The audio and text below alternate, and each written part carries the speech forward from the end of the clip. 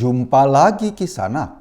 Tersangka pelanggar protokol kesehatan, Rizik Syihab baru-baru ini meminta dispensasi kepada majelis hakim untuk cuti sebentar dari tahanan guna merayakan Lebaran di Petamburan. Kisanak, Rizik berharap usulannya ini dapat diterima oleh majelis hakim.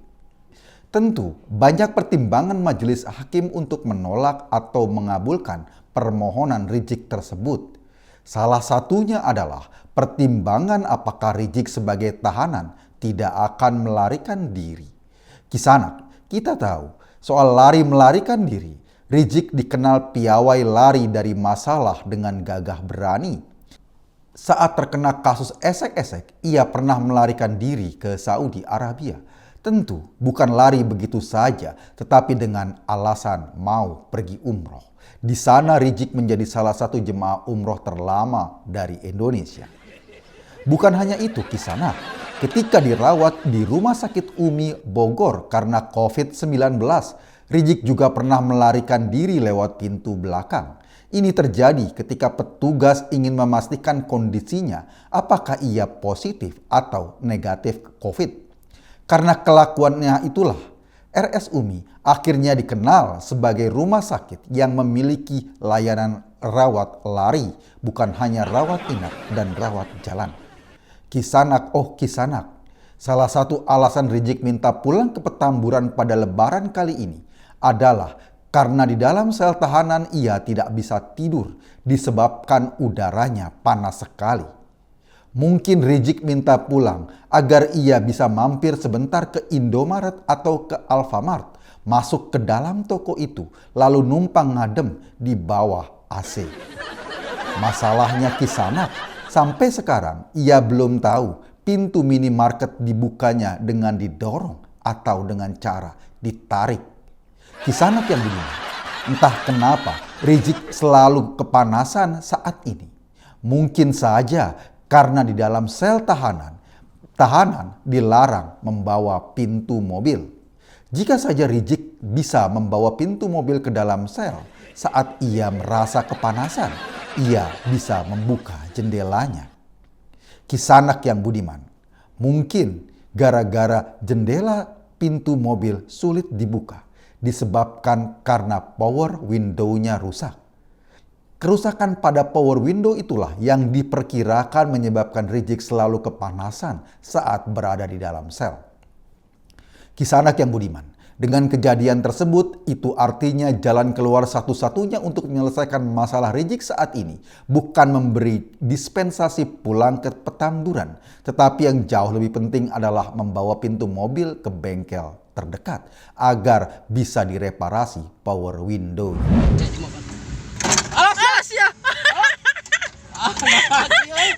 Aduh, aing ketempuhan ya, Neng. Kisanak yang budiman, ada kabar bahwa permintaan Rizik untuk pulang sementara ke Petamburan kali ini karena ia ingin membantu keluarganya untuk mencarikan ujung selotip di toples nastar. Dapat dimaklumi Kisanak, masalah selotip ini sudah menjadi bencana tingkat nasional yang menerpa hampir semua penduduk Indonesia. Bahkan ada nastar yang sejak tahun lalu belum sempat dicicipi hanya karena orang belum menemukan di mana ujung selotipnya berada. Kisanak yang budiman, bukan hanya soal selotip di toples nastar yang menjadi masalah kebangsaan kita belakangan ini. Masalah-masalah laten seperti kalengkongguan diisi rengginang, isi semur yang jauh lebih banyak lengkuas ketimbang daging, tetap menjadi isu penting bagi keindonesiaan kita. Dan isu paling krusial belakangan ini adalah kue putri salju yang disajikan pada saat Lebaran.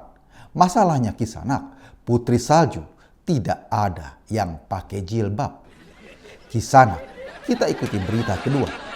Gubernur Jakarta terlihat marah pada 239 orang yang tidak mau mengikuti lelang jabatan yang diselenggarakan Pemda DKI.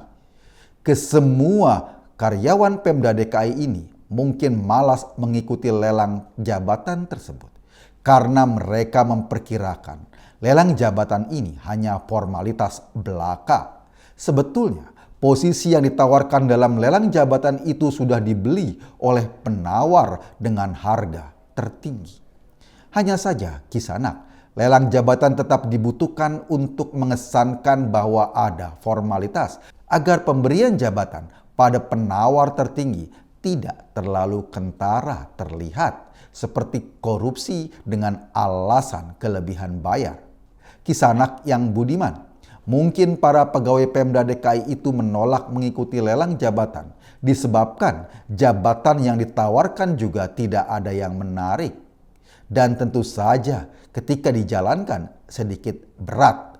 Jika saja Pemda DKI melelang jabatan gubernur, tentu akan banyak yang akan tertarik mengikutinya. Alasan para peserta yang juga karyawan Pemda DKI, inilah jabatan di Pemda DKI dengan kerja paling sedikit, nggak perlu banyak kecerdasan, tetapi mendapat fasilitas paling banyak.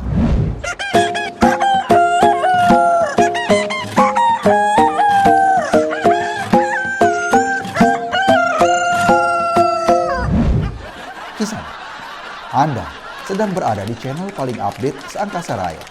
Lemesin aja, bro. Terima kasih.